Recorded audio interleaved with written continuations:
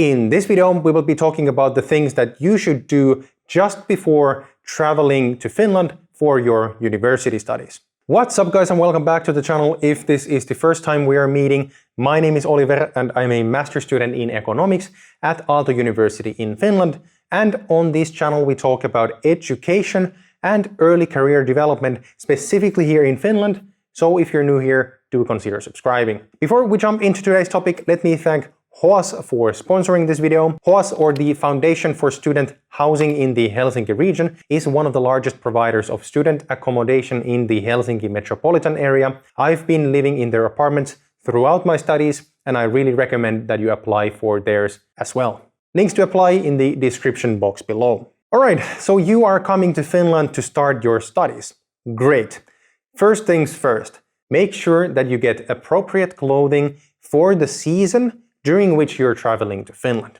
If you are moving to Finland for the autumn semester, do note that winter in Finland doesn't really kick on before the end of October, so you don't have to panic about winter clothing beforehand. Rather, you have plenty of time to buy those during September and October. However, it is good to understand that the weather in September and October is quite unstable, and the temperatures can shift quite heavily. It is not abnormal for September to start with a nice 20 degrees Celsius and sunshine, but the weather can quickly turn to cold and rainy, and by the end of October it's completely normal that the temperatures get below freezing. Nowadays we get first snow to south of Finland at earliest in November or December, or in some cases like 2019-2020, even later. But in north of Finland, like in Oulu, you get first snow much earlier, usually already in October. So while September and October might not be that cold, we do get a lot of rainfall, and a water and windproof jacket is always a safe option to pack with you. If, on the other hand, you are moving to Finland in January for the ironically named spring term, you are moving to Finland during mid-winter. In this case, you should really get some warm winter clothing before moving to Finland, as the temperatures can go below -20 degrees Celsius, even as south as Helsinki. Again, you can buy the majority of your winter clothing after arriving to Finland, so don't stress about it too much, but you should at least have a warm jacket, hat, gloves, and a good pair of optimally waterproof shoes with you, just so that you manage the first few days before you go shopping. Alright, next up I have a couple of free mobile apps that I really recommend that you download to your phone prior to traveling to Finland. First of them is the FMI Weather app. It is the official weather application provided by the Finnish Meteorological Institute, and it's also the most accurate weather app that you can find on the App Store or Google Play. It gives you very accurate and easy to read forecasts, and it is completely free of charge. The second app is called the 112 Suomi, and it is provided by the Finnish Emergency Response Center Agency. It's basically a mobile app that allows you to call the Finnish emergency number, which by the way is 112. This is a really good app to have on your phone because in the case of an emergency, the app gives the Emergency Response Center your live location so that you don't have to start looking for a street name or number. The third app I recommend you to download is the Frank Students app, which you can use as your digital student card. I have a previous video about Finnish student cards and student benefits right here, so if you haven't seen that yet, go and check it out after this video. The last free mobile app I recommend is called Suomi Passi, and it's a super simple language learning platform originally developed at the University of Turku. The app contains a lot of useful phrases that you can use when you arrive to Finland. Links to each app in the description box below. Next up, at the time of your arrival to Finland, you will most likely not have a working internet subscription, and using a 4G network with your foreign subscription can be very expensive. This is why I recommend that you download an offline version of the Google Maps map for the city that you're traveling to. This will help you navigate from the airport to your apartment during the day of your arrival, plus it will help you find your way around the city without an internet connection until you get either a prepaid SIM card or a local mobile subscription. Saving offline maps on Google Maps is really easy, and you can just follow the instructions, to which I have a link in the description box below. Alright, so the next thing is something pretty random, but still really important to note. And that is that if you need a laptop for your studies, make sure to buy it before traveling to Finland. There's two main reasons for this. Number one being that electronics in Finland are very expensive, and you will most likely save a lot of money by purchasing a laptop in your home country. The second and the more important reason is that laptops purchased in Finland come with a Finnish keyboard that uses the Finnish alphabet. So you really don't want this unless you are used to, or if you want to learn how to type in Finnish or Swedish.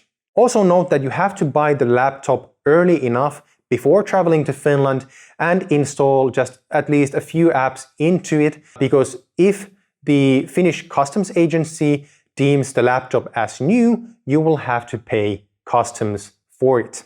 Alright, so the next thing to do is to make sure that you have at least one adapter that fits the Finnish electric plugs so that you can charge your devices once you arrive into the country. In Finland, we use these continental European type C electric plugs, which take two round prongs. Also note that Finnish electric plugs output by default 230 volts, so make sure to also buy a converter, but only if your devices aren't for some weird reason built for a dual voltage system. So since most devices nowadays are charged with USB, you only need to replace your current plugs with Finnish ones like this after you've arrived to the country. However, take into account that it will most likely take a few days until you get a chance to visit a store that sells these plugs, so I really recommend getting adapters for at least your phone and your laptop so that you can charge them during those first few days.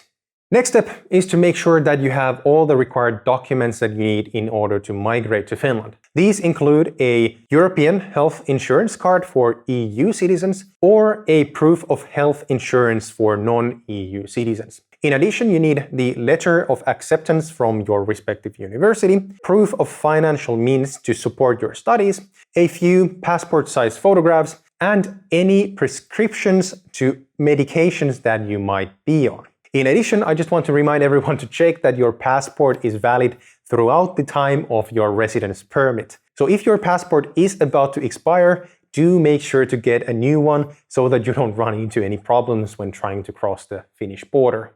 In addition to the documents, it is also good to have some cash in hand, just in case you run into a situation where your foreign debit or credit card doesn't work. If you come from outside the Eurozone, I recommend that you exchange some of your currency to euros prior to traveling to Finland, just in case you forget to do this at the Finnish airport you land into.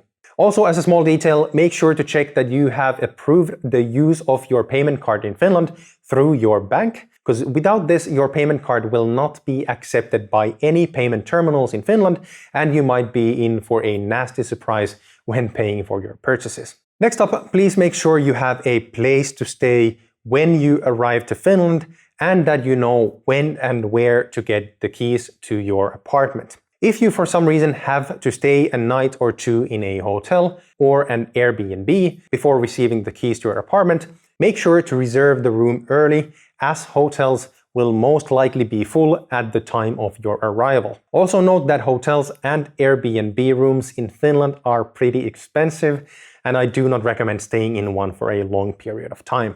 Also, for those of you who are renting an apartment unfurnished, I actually recommend that you pack, for example, a sleeping pad and a sleeping bag, just in case you aren't able to get a bed or a mattress to your apartment during the first few days. So lastly, in Finnish universities, each new student is assigned with a tutor who has been trained to help you with settling into the country, as well as with getting started with your studies. Each tutor is usually assigned with a group of students, so he or she might not necessarily have the time to come and specifically meet you at the airport, but it is still good practice to get in touch with them before traveling to Finland, because they will be able to help you with many common issues that you might encounter with, for example, traveling or during the early days of your stay in the country. Alright, so that was it for this list. I'm sure you guys have a checklist of your own, but I really recommend adding these into it just to make sure that you don't miss any important details. Also, if you think that I missed something important, please share all your ideas to the community by writing about them in the comment section below. Anyways, that is it for this video. If you found this video helpful, do give it a thumbs up and share it with a friend who is also about to move to Finland. Also, if you have anything to ask about this or any other topics related to studying or building your early career in Finland, write them down in the comment section down below and I'll get back to you as soon as possible. Thanks again for watching, guys, and I will see you in the next one. Bye bye.